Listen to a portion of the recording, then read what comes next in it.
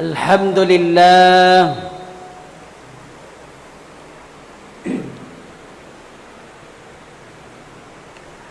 إن الحمد لله نحمده ونستعينه ونستغفره ونعوذ بالله من شرور أنفسنا ومن سيئات أعمالنا من يهد الله فلا مضل له ومن يضلل فلا هادي له أشهد أن لا إله إلا الله وحده لا شريك له وأشهد أن محمدًا عبده ورسوله صلوات الله وسلامه عليه وعلى آله وأصحابه ومن دعا بدعوته وتمسك بسنته إلى يوم الدين أما بعد فيا عباد الله أوصيكم ونفسي بتقوى الله عز وجل حيث أمرنا بذلك في قوله تعالى يا أيها الذين آمنوا اتقوا الله حق تقاته ولا تموتن إلا وأنتم مسلمون ويقول المصطفى صلى الله عليه وسلم في حديثه الشريف اتق الله حيثما كنت وأتبع السيئة الحسنة تمحها وخالق الناس بخلق حسن فإن أصدق الحديث كتاب الله وخير الهدي هدي محمد صلى الله عليه وسلم وشر الأمور محدثاتها وكل محدثة بدعة وكل بدعة ضلالة وكل ضلالة في النار. Aming mga minamahal na kapatid, magulang sa pananampalatayang Islam, ang bawat isa sa atin ay walang anumang halaga kung tutuusin. Kahit na sino. Kahit na sino. Ang mga nauna, sumunod hanggang sa ating panahon at yung mga darating pang panahon. Walang sino man o walang anumang halaga na mayroon tayo maliban. Ayan. Ang tanging nagpapahalaga lamang sa atin at wala ng iba ay ang relihiyon. Ang tanging na nagpapahalaga sa atin at wala ng iba ay ang ating relihiyong Islam. Tanggalin mo ang relihiyon sa taong wala siyang halaga kay Allah subhanahu wa ta'ala, kahit na sino pa siya. Kiso, magulang yan ng propita, anak yan ng propita, kapatid yan ng propita, tiyuhin yan ng propita, anuman ang kanyang kalagayan. Presidente man yan ng United Nations, chairman man yan ng United Nations, anuman ang kanyang kalagayan sa buhay, anuman ang kanyang katungkulan, wala siyang halaga kay Allah subhanahu wa ta'ala. Kahit pa gaano katindi ang kanyang naabot sa anumang pinagpapaligsahan natin dito sa daigdig. Relihiyon lamang ang nagpapahalaga sa tao at magiging mahalaga lamang kay Allah ang bawat isa sa atin sa pamamagitan ng relihiyon. Ngayon mga minamahal na kapatid at magulang sa pananampalatayang Islam, kapag pinag-usapan ng relihiyon, ano ito? walang iba kundi ang Quran. Ipagtanggol mo, tindigan mo, ipaglaban mo ang Quran, hindi ang tao. Dahil kung wala ang Quran, wala ang Islam. At kung wala ang Islam, wala ang propita. Wala ang Muslim. Wala ang mga sahaba. Wala ang mga tabi'un. Wala ang mga tabi'ut tabi'in.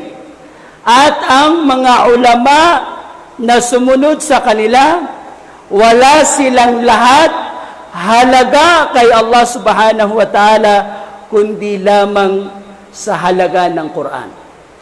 Ang nagpapahalaga sa tao ay ang kanyang pagpapahalaga sa Quran. Kaya naman, kapag ang isang tao, tinalikuran niya ang Quran, tinalikuran niya ang kanyang halaga.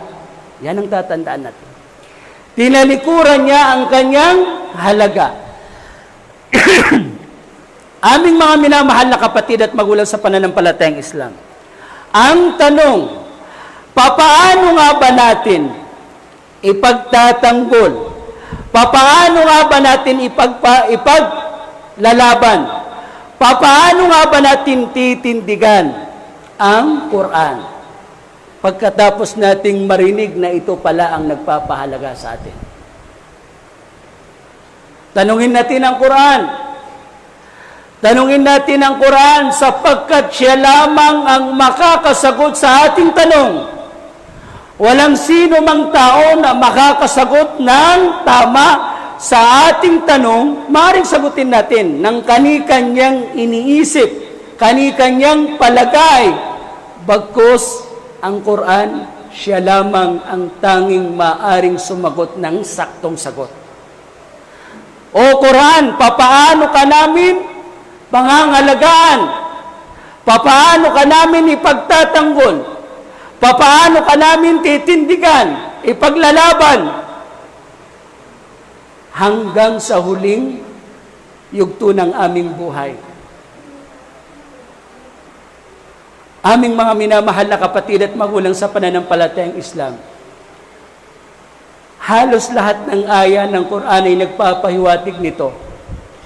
Isa sa mga ayat ng Quran na kung saan dinidescribe niya, kung saan nilalarawan niya ang mga taong nagtatanggol nito, ay ang isang aya sa Suratul Baqarah, kung saan sinabi ni Allah subhanahu wa ta'ala, الذين آتيناهم الكتاب يتلونه حق تلاوته أولئك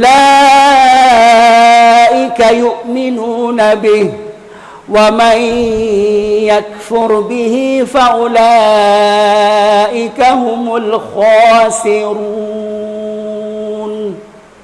Ito yung isang aya na naglalarawan ng ating tanong, sumasagot sa ating tanong. Alladhina, sila, mga tao, tinukoy. Ibig sabihin, pasok doon ang lahat ng tao. Ataynahumul kitab. Ipinagkaloob namin sa kanila ang Quran, kitab. Silang mga ipinagkaloob namin sa kanila ang kitab. Ano yung kitab? Walang iba kundi ang Quran. Sinong nagkaloob ng Quran? Walang iba kundi si Allah subhanahu wa ta'ala. Sino ang pinagkalooban ng Quran?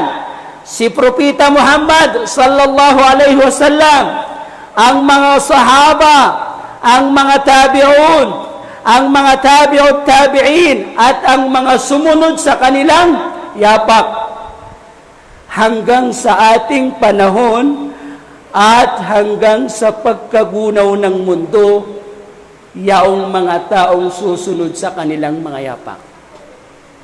Sila ang tinutukoy dito. Ano ang kanilang kalagayan? Ano ang paglalarawan sa kanila? Yatlunahu, pinag-aaralan nila, binabasa nila, pinagninilay-nilayan nila, inuunawa nila, haqqa tilawati, ng tamang pag-unawa, ng tamang pagbasa, ng tamang pag-itindi, ng tamang pag-aaral. Ulaika yu'minuna bih, silang mga ginagawa nila yaon, silang mga gumagawa noon, ang silang mga mananampalataya ng Quran. Wa may yakfur bih, sino mang itanggi niya ang nabanggit, faulaika humul khasirun, ang silang mga talunan. Yun yung mga taong walang halaga kay Allah subhanahu wa ta'ala. Tanungin natin ang mga sahaba. Nakadaupang palad si Propeta Muhammad sallallahu alaihi wasallam. Inaral nila mismo ang Quran mula sa bibig ni Propeta Muhammad sallallahu alaihi wasallam. Nakasama nila si Propeta Muhammad. Buong buhay nila, inalay nila sa pagsisilbihan sa Islam. Kasama nila si Propeta Muhammad sallallahu alaihi wasallam sa tuwing ibababa sa kanya ang mga ayat ng Quran o sura ng Quran. Narinig nila mismo ang pagpapaliwanag ni Propeta Muhammad sallallahu alaihi wasallam sa Quran. Sila ang totoo at tunay na may tamang pag-unawa, sapagkat mismong sa bibig ni Propeta Muhammad sallallahu alaihi wasallam narinig nila kung paano niya ipinapaliwanag ang Quran. Ano ang tafsir ni Ibn Abbas? Ano ang paliwanag ni Ibn Abbas at ni Ibn Mas'ud? Itong dalawa ay puro Abdullah. Abdullah ibn Mas'ud, Abdullah ibn Abbas, kabilang sila sa mga sahaba na tinitingala pagdating sa kaalaman o karunungan sa Islam. Kabilang sila sa mga sahaba na may napakaraming hadith na naiulat mula kay Propeta Muhammad sallallahu alaihi wasallam. Tanungin natin sila, ano ang ibig sabihin ng yatlunahu haqqa tilawati? Ano ang ibig sabihin ng sinabi ni Allah na binabasa nila ng tamang pagbasa, inuunawa nila ng tamang pag-unawa, iniintindi nila ng tamang pag-itindi, inaaral nila ng tamang pag-aaral ng Quran? Aming mga minamahal na kapatid at magulang sa pananampalatayang Islam, ipinagkakaloob yung karapatan sa pagbibigay ng kahulugan ng ayat na ito ay nagkapariho ang dalawang dakilang mga sahaba, si Abdullah ibn Mas'ud at si Abdullah ibn Abbas. Nagkapariho sila ng pananaw pagdating sa pagpapaliwanag ng ayat na ito. Ano ang sinabi ni Ibn Mas'ud radiyallahu anhu? Bagaman may karagdagan yung sa kanya, pero halos ganun din ang sinabi ni Ibn Abbas radiyallahu anhuma. Walladhi biyadi nafsi, sumpaman sa may tangan ng aking kaluluwa, sabi ni Ibn Mas'ud, inna min haqqi tilawati, kabilang katotohanan, inna haqqa tilawati, katotohanan, ang tunay na pagbabasa, ang tunay na pag-aaral, ang tunay na pag-itindi, ang tunay na pag-unawa sa Quran, an yuhilla halala, ay ang ihalal, pahintulutan ng isang tao. Ibig sabihin, ito daw ang larawan ng taong binasa niya ng tama ang Quran, inaral niya ng tama, inunawa niya ng tama, ihalal niya ang anumang hinalal ng Quran, Ihalal niya ang anumang hinalal ng Quran. Wa an yuharrima harama. At iharam niya ang hinaram ng Quran. Anong mga halimbawa? Hinalal ng Quran ang pag-aasawa. Mula isa, pinahintulutan niya ang dalawa, tatlo hanggang apat, at yung mga iba pang kautusan. Ito ay pinahintulutan at tinutos ng Quran. Wa yuharrim harama, at hinaharam niya. Nangunguna siya sa pagharam. Nangunguna siya sa pag-utos ng ipinag-utos ng Quran. Nangunguna siya sa pagpapahintulot sa anumang pinahintulutan ng Quran. Nangunguna siya sa pagbabawal ng anumang ipinagbabawal ng Quran. Anong halimbawa? Ipinagbawal ng Quran ang zina, ang pagtingin sa hindi mo asawa, pakikipag-usap sa hindi mo asawa, pinag-iisipan mo ng kung ano-ano ang hindi mo asawa, tinititigan mo ang hindi mo asawa, lalo na kung makikipagtalik ka sa hindi mo asawa. Haram, ipinagbabawal ito ng Islam. Kaya naman ipinagpabawal niya ito. Sa halip na siya ang mangunang tumingin, siya ang nangunguna sa pagbabawal nito. Hindi pa siya yung nagiging huwaran sa paggawa ng bagay na ito. Aming mga minamahal na kapatid at magulang sa pananampalatayang Islam. Wa an yuhilla halala wa harrama harama.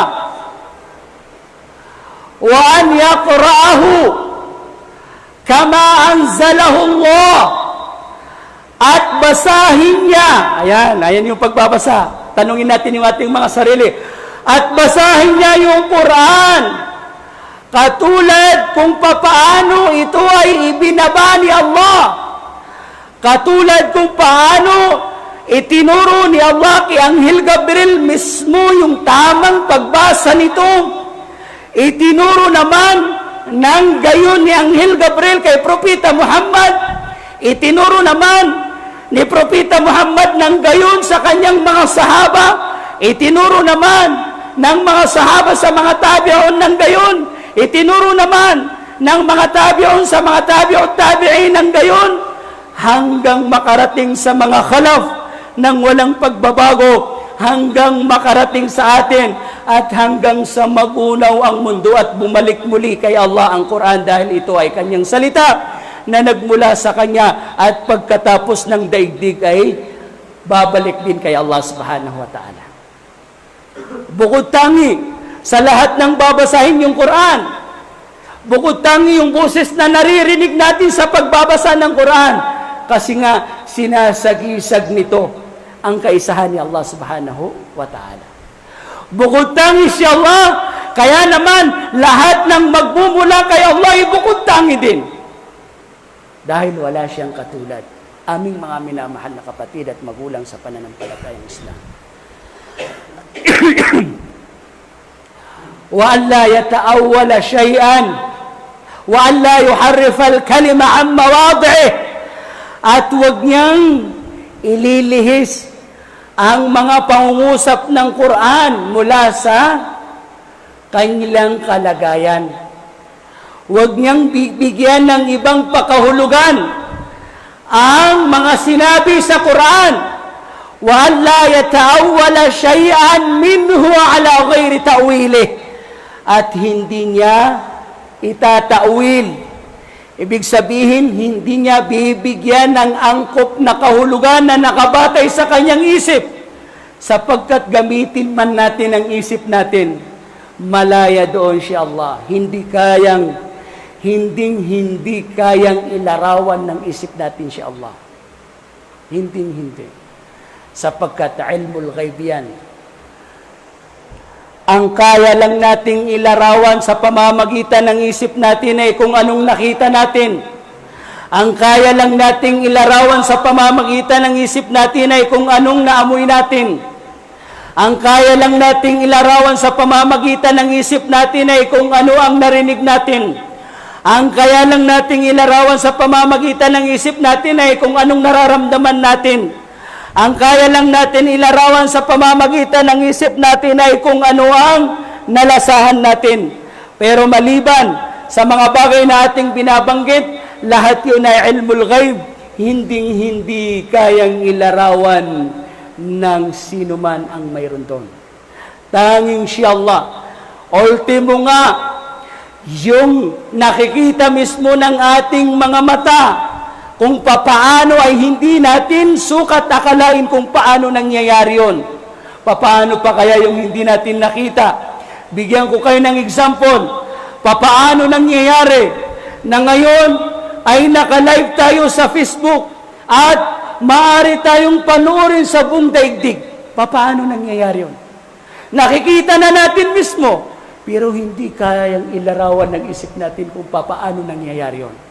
Biruin nyo, yung nilalang nga, yung gawa ng tao, hindi natin kayang ilarawan sa isip natin kung papaano nangyayari yun.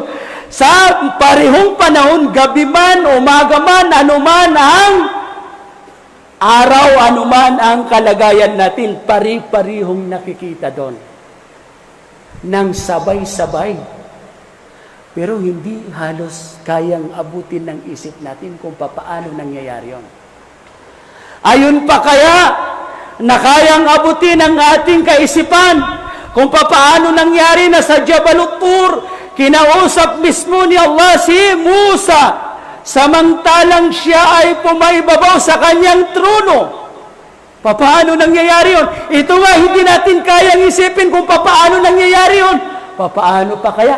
Ito ay nangyayari sa paraan na ang nakakaalam lang ay ang mga gumawa. Si Allah ay nangyayari din ang kanyang mga katangian, mga ginagawa sa paraan lang na siya lang ang nakakaalam. Sa paraan na siya lang ang nakakaalam. Ang tanging nakakaunawa kung paano nangyayari ang sinasabi ko, na nakikita mo yung kausap mo, yung mga gumawa ng cellphone, gumawa ng teknolohiyang ito. Napapaliwanag nila yan sa isip nila. Kasi sila yung gumawa. Pero yung hindi gumawa, hindi kasi mayroon silang paraan. So ganun din siya Allah. Hindi kayang abutin ng ating mga kaisipan. Ito nga, hindi kayang mismo nga yung gumawa nito, mismo nga yung mga scientists na gumawa nito, mismo nga yung mga doktor na gumagamot sa atin, nag-uupira sa atin, alam nila ang bawat pasikot-sikot ng ating katawan, marami pa rin silang hindi napapaliwanag. O di kaya, mayroon silang mga nagagawa na di-discover dito sa ating katawan o sa mga teknolohiya na hindi nila napapaliwanag kung paano nangyayari yun. Nagagawa pa nila mismo yun. Hindi nila kayang ipaliwanag. Nagagawa pa nila mismo yun. Paano pa kaya si Allah subhanahu wa ta'ala? Hayaan mong si Allah ang maglarawan sa kanyang sarili. Hindi yung makitid na isip mo ang hahayaan mong maglarawan kay Allah subhanahu wa ta'ala. Tanging si Allah lamang ang nakakakilala sa kanyang sarili. Aming mga minamahal na kapatid at magulang sa pananampalatayang Islam, huwag nang bibigyan ika nga ni Ibn Mas'ud ng ibang tawin ang anumang talata ng Quran na hindi niya ito ta'wil. Ano ibig sabihin ng hindi niya ito ta'wil? Ibig sabihin, ang Quran, ipinapaliwanag niya ang kanyang sarili mismo. Minsan binasa mo sa ibang aya, pinipapaliwanag niya sa ibang sura o sa ibang aya. O di kaya ipapaliwanag ni Propeta Muhammad sallallahu alaihi wasallam. Kaya nga naman mayroon tayong tinatawag na sababun nuzul para maintindihan natin yung Quran. Mayroon tayong tinatawag na sababu ardil hadith. Kung paano, ano ang sitwasyon nung sabihin ni Propeta Muhammad yung hadith para intindihin natin batay sa sitwasyon na yon. Kasi nga ang bawat inna likulli maqali maqam. Inna likulli maqali maqam. Sabi ng mga Arabo, sa bawat sinasabi ay may sariling lugar. Ibig sabihin, ang bawat sasabihin natin ay mayroon siyang tamang lugar. So doon mo intindihin sa tamang lugar ng sinasabi na yaon para maintindihan mo. Sapagkat kapag hindi nangyari yun, mamimisinterpret mo o maiintindihan mo ng mali yung sinasabi, mga minamahal na kapatid at magulang sa pananampalatayang Islam. Ikaw na nakikinig sa akin, ano man ang akida na mayroon ka, ano mang grupo na kinaaaniban mo, ipagtanggol mo, ipaglaban mo, tindigan mo ang Quran sapagkat siya ang nagpapahalaga sa atin. Siya ang ating halaga at kapag wala siya, wala tayong halaga. Ang tanong, Ustad, papaano nga ba sinisimulan ang pagtatanggol sa Quran? Marami, napakalawak ng usaping Quran, aming mga minamahal na kapatid at magulang sa pananampalatayang Islam. Minsan, nalulunod tayo sa usaping Quran sapagkat hindi natin alam kung alin ang dapat nating simulan at alin ang dapat natin unang gawin bago pa gawin ang mga iba pang may kinalaman sa kaalaman sa Quran. Aming mga minamahal na kapatid at magulang sa pananampalatayang Islam, unang gagawin natin sa Quran, bago ko basahin yun, ano naman ang tafsir ni Hasanul Basri? Itong si Hasanul Basri, isa rin sa mga dakilang ulama ng mga tabi'un, kung saan sinasabi ng mga ulama na hindi lang siya maaring tawaging sahaba kasi hindi niyan abutan si Propeta Muhammad. Pero pagdating sa kaalaman, pagdating sa pagsamba kay Allah, siya ay katulad ng mga sahaba. Ganyang katindi. Anong sinabi niya? Doon sa sinabi ni Allah subhanahu wa ta'ala, pakahulugan niya doon sa sinabi ni Allah subhanahu wa ta'ala, na kung saan binabasa nila ng tama, ipinagkakaloob nila ang karapatan ng tamang pagbabasa sa Quran. Ang sabi niya, ya'maluna bimuhkami, isinasabuhay nila ang anumang maliwanag na mga usaping ipinag-uutos at ipinagbabawal sa Quran, kabilang na doon yung ating mga nabanggit. Wa yu'minuna bimutasyabih at bimutasyabihi, at pinaniniwalan nila yung mga bagay sa Quran na hindi kayang ipaliwanag ng kanilang mga utak, kabilang na doon yung ating mga binanggit. Hindi mapaliwanag ng kanilang mga utak, talaga nga naman, kasi walang katulad si Allah subhanahu wa ta'ala. Biruin mo, paano ipapaliwanag ng ating utak na si Allah ay pumaibabaw sa kanyang trono o sa kanyang arsh, ng pinakamalaking nilikha ni Allah ay ang arsh.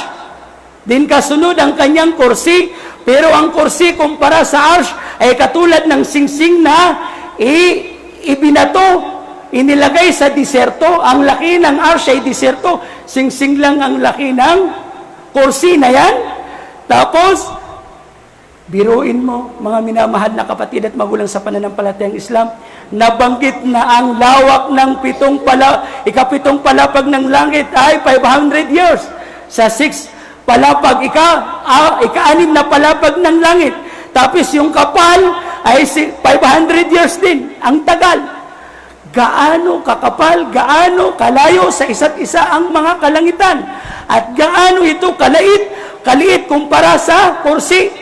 Kasing liit ng kursi kumpara sa liit nito sa arsh. Tapos babanggitin ni Propeta Muhammad na sa 3 bahagi ng gabi ay bababa si Allah sa sa malapit na palapag ng kalangitan. Paano nangyayari yon? Hindi kayang ilarawan ng isip natin yon. Kasi kung malaki ang arsh, mas malaki doon si Allah. Hindi kayang ilarawan yun ng ating isip. At hindi niya kayang panghimasukan yun. Ito nga lang. Sa palagay nyo, kung yung napakaraming libro, for example, 6,000 na book, Sa palagay nyo, magkakasya sa masjid na ito, hindi magkakasya. Pero 100,000 na books, nagkasya sa cellphone. Paano nangyari yun? Hindi natin halos maisip. Basagin mo yung cellphone, wala doon yung kitab. Paano nangyayari yun? Hindi nga natin kayang ilarawan eh. Kasi may sariling paraan yon. Si Allah din ay may sariling paraan kung paano niya ginagawa ang mga bagay-bagay at siya lamang ang nakakalam nun. Anong sabi ni Hasan al-Basri? Pinaniniwalan nila ang anumang mayroon sa Quran na hindi kayang ilarawan ng kanilang isip. Yung tanging paniniwala. Tinanong si Imam Malik, kayfa stawa? Papaano pumaibabaw si Allah sa kanyang trono? Anong sinabi niya? Ang pagpaibabaw, alam natin kung anong ibig sabihin yan. Pero yung paraan nito, hindi kayang ilarawan ng ating kaisipan. Pero ang paniniwala o paniwalan natin ito ay wajib. Nagkakasala ka kapag hindi mo pinaniwalan. Pero kung ipagtatanong mo, hahalungkatin mo kung paano yun, napakalaking bid'ah. Bakit? Hindi nga tinanong ni Propeta Muhammad. Hindi ba naiintindihan ni Propeta Muhammad na siya mismo nagsasabi na paano kaya nangyayari yun? Hindi ba tinanong ng mga hindi tinanong ng mga sahaba na sila ang mas matindi ang kanilang pagsusumamo, mas matindi ang kanilang pagsusumikap na malaman ang lahat tungkol kay Allah? Hindi nila tinanong. Ikaw ngayon yung magtatanong. Kundi ang ginagawa ng mga sahaba, sami'na wa ata'na. Narinig namin, susundin namin. Narinig namin, pinaniwalan namin. Ganyan ang mga sahaba. Wa yakiluna ma ashkala alaihim ila alimi. Anumang sa Quran, sabi ni Hasanul Basri, ang medyo nalito sila sa pag-unawa, isinasangguni nila ito sa nakakaalam. Sino nakakaalam? Fawqa kulli ilmin alim. Sa taas ng bawat marunong ay mayroong mas maalam. Sino yun? Si Allah na ang nakakaalam kung paano yun. May mga pagkakataon, tatanungin ni Propeta Muhammad ang mga sahaba. Anong sasabihin ng mga sahaba? Tatanungin ni Propeta Muhammad ang mga sahaba. Mga sahaba, alam nyo ba yun? Hindi. Ang nakakaalam lang ay si Allah ang kanyang mga propeta. Ganyan ang paniniwala. Aming mga minamahal na kapatid at magulang sa pananampalatayang Islam. Wa aqulu qawli hadha wa astaghfirullah li wa lakum wa lisairil muslimina min kulli dhanb fastaghfiruhu innahu huwal ghafurur rahim.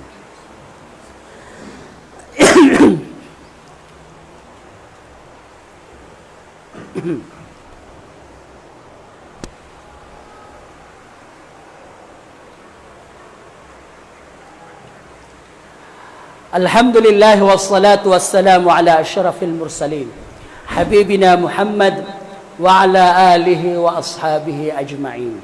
Amma ba'd. Aking mahal na kapatid, ito ang pagtunan mo ng pansin. Ito ang siguradong itatanong sa'yo sa kabilang buhay. Ito ang magiging batayan ng mga palapag mo sa paraiso. Nakakalungkot isipin. Sa isang banda, natatawa tayo minsan. Sa isang banda, nalulungkot tayo. Sa isang banda, naiinis tayo. Bakit?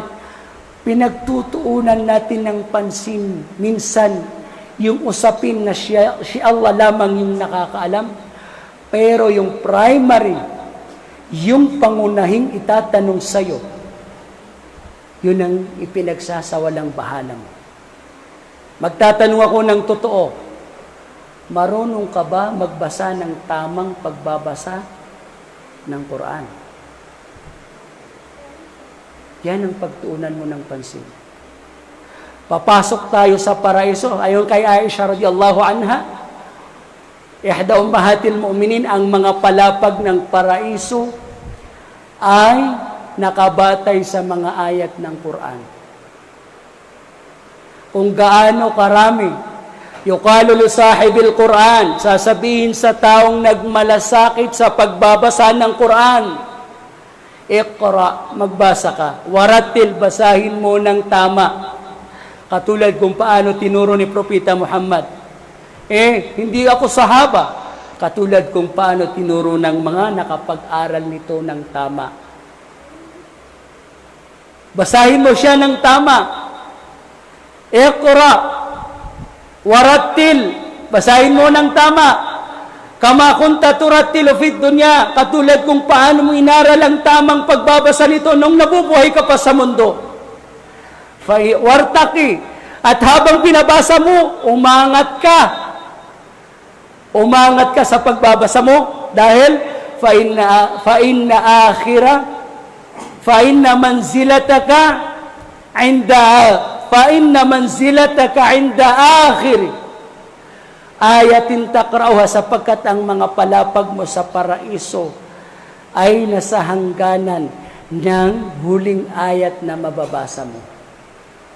Sa isang hadith, iqra was'ad, magbasa ka at umangat ka, wa huwa fi su'ud, siya'y mananatili sa pag-angat, sabi ni Propeta Muhammad, madama yaqra'u hada kana aw tartila, hanggat binabasa niya yung Quran ay umaangat siya at patuloy na nangyayari ang kanyang pag-angat sa mga paraiso hanggat binabasa niya ang Quran. Aw tartila, yung aw doon ay hindi o di kaya kundi lil idrab, katulad ng sinabi ni Propeta Muhammad, kul fid dunya ka'annaka gharibun aw abiru sabil, gawin mo ang sarili mo sa mundo na para bagang ikaw ay estranghero. O di kaya hindi tama yon, sabi ng ating mga skular, lil idrab, ang ibig sabihin ng aw doon ay bal, ibig sabihin wag mo nang gawin na para kang estranghero sa mundo. Bakit? Kasi ang estranghero, katulad natin nung una, estranghero tayo dito, pero dito na tayo nanirahan. Bagkus gawin mo ang sarili mo na parang dumadaan sa isang daanan. Parang naglalakbay. Wala namang nanirahan sa daanan. So gawin natin yung sarili natin na parang naglalakbay. Ibig sabihin, binabasa niya yung Quran, sa halip, binabasa niya ito ng tama. Sapagkat kung binabasa lang niya at hindi tama, sorry. Bakit? Dahil hindi yun ang kahilingan sa'yo. Man lam yataghanna bil Qur'ani falaysa minna. Sino man, sabi ni Propeta Muhammad, ang hindi niya basahin ng tama ang Quran, hindi napapabilang sa amin. Dami nating pinag-aawayan, ang dami nating pinag-usapan. Yun pala, hindi marunong magbasa ng Quran. Yun pala, hindi kasama sa ummat ni Propeta Muhammad, sapagkat ang tamang pagbabasa ng Quran ay ginawang membership.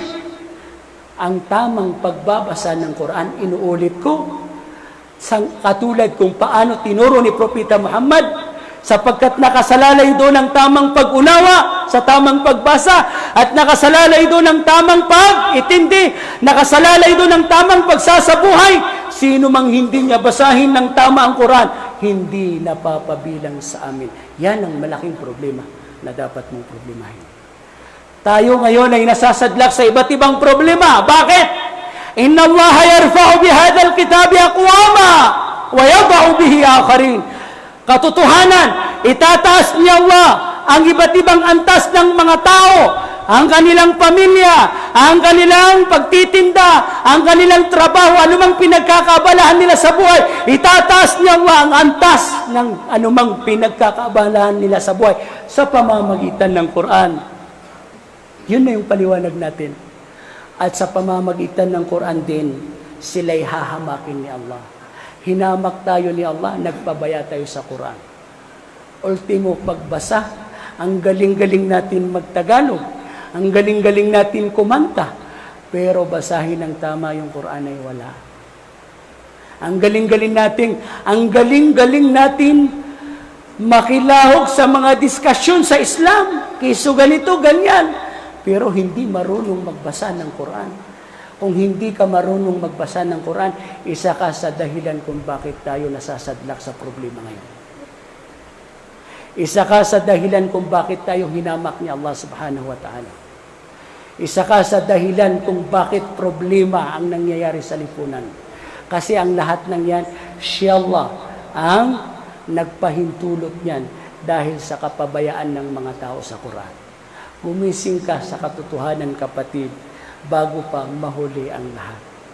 Ang ibinigay ni Allah subhanahu wa ta'ala na chance hanggat humihinga tayo. Papasok na naman ang 2020. Kamakailan lang ay pumasok ang 1441. Pero ilang buwan nang lumipas, ilang taon na naman nang dilipas, hanggat kailan ka magpapabaya? Ang pagsisisi ay sa bandang huli. Ang totoong pagsisisi ay ang mapagkaitang habag ni Allah at makapasok ka doon sa naglalagablab na apoy sa impyerno. Aming mga minamahal na kapatid at magulang sa pananampalatayang Islam, ang totoong pagkapasa, ang totoong tagumpay, makaligtas ka mula sa naglalagablab na apoy sa impyerno, makapasok ka sa kaaya-ayang pamumuhay sa paraiso.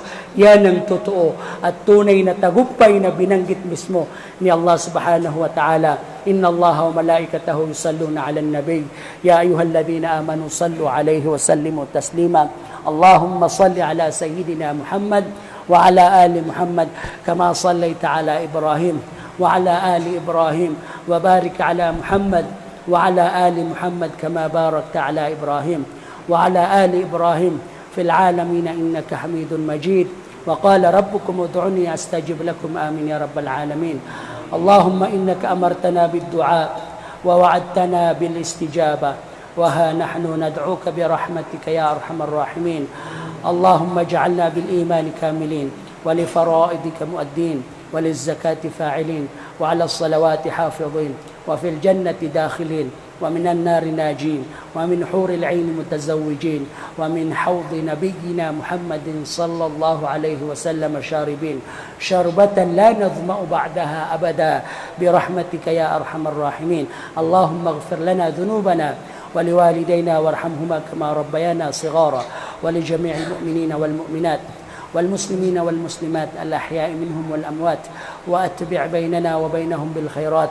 رب اغفر وارحم وأنت خير الراحمين. سبحان ربك رب العزة عما يصفون وسلام على المرسلين والحمد لله رب العالمين.